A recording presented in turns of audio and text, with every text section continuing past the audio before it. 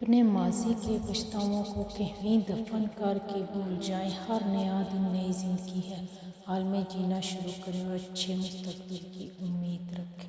زندگی بہت مختصر ہے، اسے دشمنی کے پیچھے ضائع نہ کیجیے۔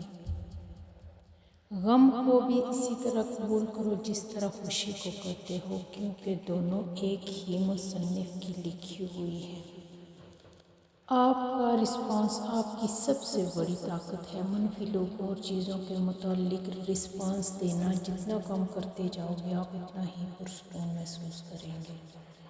مت بھولو کہ جس کو تم نے گناہ کرتے دیکھا، اس کا گڑ گڑا کر معافی مانگنا نہیں دیکھا، اور ہو سکتا ہے کہ اس کی ندامت اللہ کو تمہاری دن رات کی تسبیح سے زیادہ عزیز ہو۔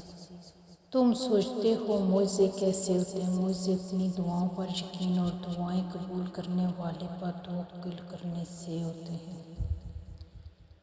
بھول جاؤ بیتے ہوئے کل کو، دل میں بسا لو آنے والے کل کو۔ مسکراؤ چاہے جو بھی ہو پل، خوشیاں لے کر آئے گا آنے والا کل۔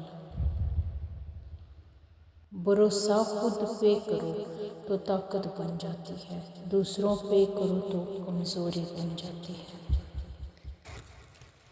جو جتنی توجہ کا مالک ہو، اس کو اتنی اہمیت دو۔ کم ظرف لوگوں کا حد سے زیادہ خیال رکھو گے تو اپنی اہمیت کھو بیٹھو گے۔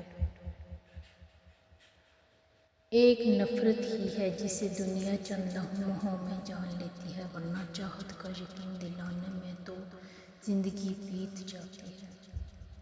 زندگی کی مثال ہم لوڈو کے دانے سے بھی سمجھ سکتے ہیں۔ امید ہمیشہ 6 کی ہوتی ہے، ایک بھی آ جائے تو چلنا پڑتا ہے۔ حضرت علی رضی اللہ عنہ نے فرمایا، اگر صبر کرو گے تو اللہ تعالیٰ ہر مصیبت کے عوض نعمت عطا فرمائے گا۔